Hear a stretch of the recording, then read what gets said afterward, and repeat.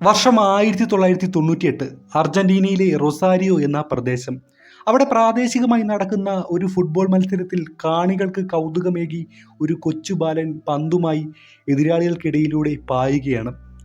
എതിരാളികളെ നിഷ്പ്രഭരാക്കി ആ മിടുക്കൻ ഗോളുകൾ നേടിയപ്പോൾ അവിടെ കൂടിയിരുന്നവർ ആർപ്പ് വിളിച്ചു.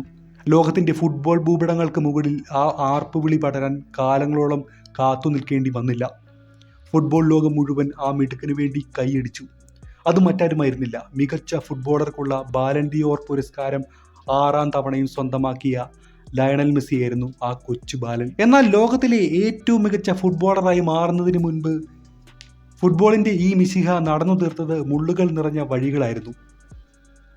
1987 ജൂൺ 24 സ്റ്റീൽ ഫാക്ടറി തൊഴിലാളിയായ ജോർജ് ഹൊറാസിയോ മെസ്സിയുടെയും സെലിയ മരിയ ഗുജിനിറ്റി എന്ന തൂപ്പുകാരിയുടെയും 4 മക്കളിൽ മൂന്നാമനായാണ് ലയണൽ മെസ്സിയുടെ ജനനം. നന്നേ ചെറുപ്പത്തിൽ മെസ്സി ഫുട്ബോൾ കളിച്ചു തുടങ്ങിയിരുന്നു. അവിടെ മെസ്സിയുടെ നാട്ടിൽ പ്രാദേശിക ക്ലബ്ബിൽ കുട്ടികൾക്ക് ഫുട്ബോൾ പരിശീലനം നൽകുന്ന ഒരു പതിവുണ്ടായിരുന്നു. അങ്ങനെ 5ാം വയസ്സിൽ മെസ്സിയും ഈ ക്ലബ്ബിൽ ചേർന്നു. വൈകാതെ 1995 റൊസാരിയോയിലെ പ്രധാന ക്ലബ്ബുകളിൽ ഒന്നായ ന്യൂവൽഡ് ഓൾഡ് ബോയ്സിൽ മെസ്സി അംഗത്വം നേടി. അങ്ങനെ മെസ്സിക്ക് 10 വയസ്സായപ്പോൾ ജീവിതം പോലും വഴിമുട്ടിച്ചുകൊണ്ട് ഗ്രോത്ത് ഹോർമോൺ ഡെഫിഷ്യൻസി എന്ന രോഗം മെസ്സിയെ പിടികൂടി. ശരീരവളർച്ചയ്ക്ക് ആധാരമായ ഹോർമോൺ ആവശ്യത്തിന് ഉൽപ്പാദിക്കപ്പെടാത്ത അവസ്ഥയായിരുന്നു ഇത്. ഏറെ നാളത്തെ ചികിത്സ കൊണ്ട് രോഗം മാറും. എന്നാൽ അക്കാലത്ത് $900 പ്രതിമാസം ഈ ചികിത്സയ്ക്ക് ആവശ്യമായി വന്നത്.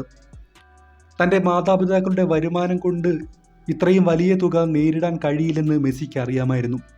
വലിയൊരു ഫുട്ബോളർ ആകണമെന്ന് ആഗ്രഹിച്ച കൊച്ചു മെസ്സിക്ക് മുമ്പിൽ ഭാവി വഴിമുട്ടുന്നതായി തോന്നി. ഒരു ഫുട്ബോളർക്ക് ആവശ്യമായ വലിപ്പമോ ആരോഗ്യമോ അന്ന് മെസ്സിക്കുണ്ടായിരുന്നില്ല. കണ്ണുനീരിൽ നനഞ്ഞ തലയിണയിൽ ആ ബാലൻ ദിവസങ്ങളോളം ഉറങ്ങി. കാൽപന്ത് കളിയുടെ അല്ലെങ്കിൽ ഫുട്ബോളിന്റെ ലോകം മെസ്സിയെ വിട്ടകലുമോ എന്ന് പോലും പലരും ഭയന്നു. അർജന്റീനയിലെ ഒരു പ്രമുഖ ക്ലബായ റിവർ പ്ലേറ്റിന് മെസ്സിയുടെ കഴിവിൽ വലിയ വിശ്വാസമുണ്ടായിരുന്നു. എന്നാൽ മെസ്സിയെ ചികിത്സിക്കാൻ ആവശ്യമായ പണം അവരുടെ കൈവശം ഉണ്ടായിരുന്നില്ല. അങ്ങനെയിരിക്കെ ബാർസലോണയുടെ സ്പോർട്ടിംഗ് ഡയറക്ടറായിരുന്ന കാർലസ് റെക്സാച്ച് മെസ്സിയെക്കുറിച്ച് അറിയുന്നതോടെയാണ് മെസ്സിയുടെ ജീവിതം മാറ്റിമറിക്കപ്പെട്ടത്.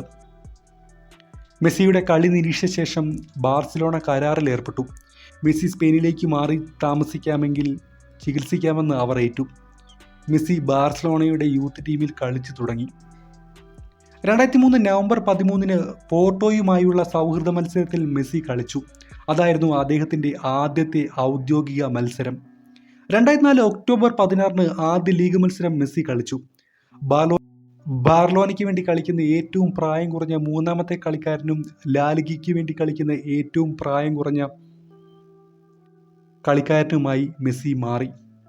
2004 ജൂണിൽ പരാഗ്വേക്കെതിരായുള്ള അണ്ടർ 20 സൗഹൃദ മത്സരത്തിലാണ് അർജന്റീന നാഷണൽ ടീമിൽ മെസ്സിയുടെ അരങ്ങേറ്റം നടക്കുന്നത്. 2005 ഫിഫ വേൾഡ് ചാമ്പ്യൻഷിപ്പിൽ ഏറ്റവും കൂടുതൽ ഗോളുകൾ നേടുന്ന താരവുമായി മാറി മെസ്സി. അതായത് അന്നത്തെ ഫൈനലിലെ 2 ഗോളടക്കം 6 ഗോളുകൾ.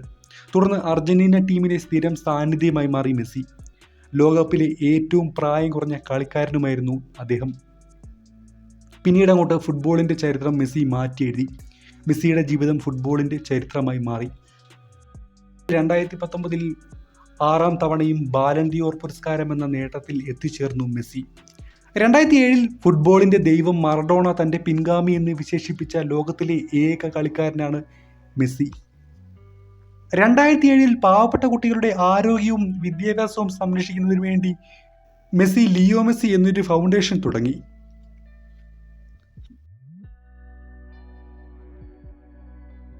വീഡിയോ ഇഷ്ടമായെങ്കിൽ ഈ ചാനൽ സബ്സ്ക്രൈബ് ചെയ്യുന്ന കാര്യം പരിഗണിക്കുമല്ലോ. ഇതിലും ഇൻട്രസ്റ്റിംഗ് ആയ മറ്റ് വീഡിയോസുമായി കാണുന്നവരെ ഗുഡ് ബൈ.